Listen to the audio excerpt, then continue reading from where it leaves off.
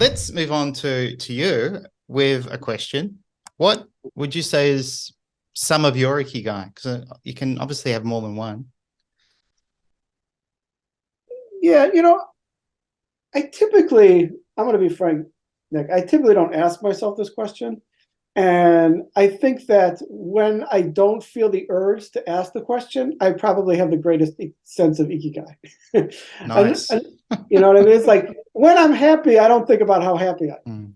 Mm. Or maybe occasionally I do, but I'm just like, I'm living life and I feel like, oh, this is nice. Um, so I typically don't ask myself, what my ikigai is.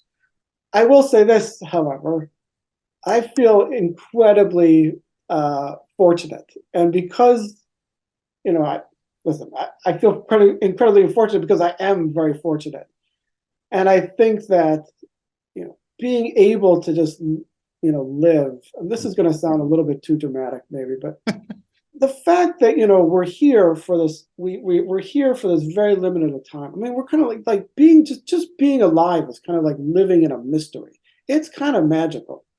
And it's very ephemeral. Billions of years existed before we had human consciousness, as far as we know, before we were a person, and billions of years are going to go on after us. And we got this little space to be alive. It's just like, this is magical. This is magical. And to just live in the magic of life. And sometimes I just feel like I do feel incredibly fortunate and lucky. And I think, like, what's it's gonna sound ridiculous, but what's there not to love about being alive? I mean, I get that there's pain, but a lot of times I just feel like it's great just to be alive and healthy and have this life.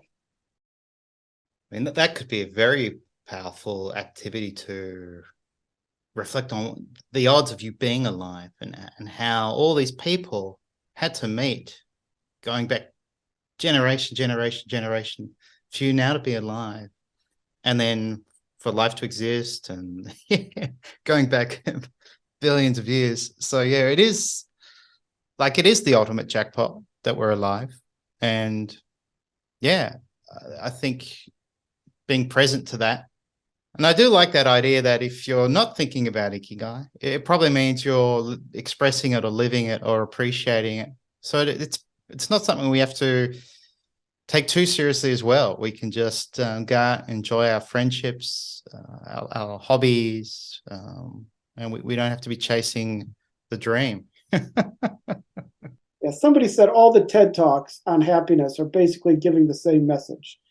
I have not verified whether this is true or not, but the person said happiness is the product of living well. It is not realized by chasing it. In other words, if you chase after happiness, you're not going to find it. You're just going to be dissatisfied.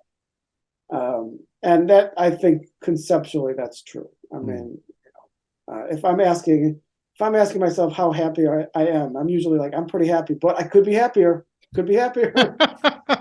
Could be happier. That's true.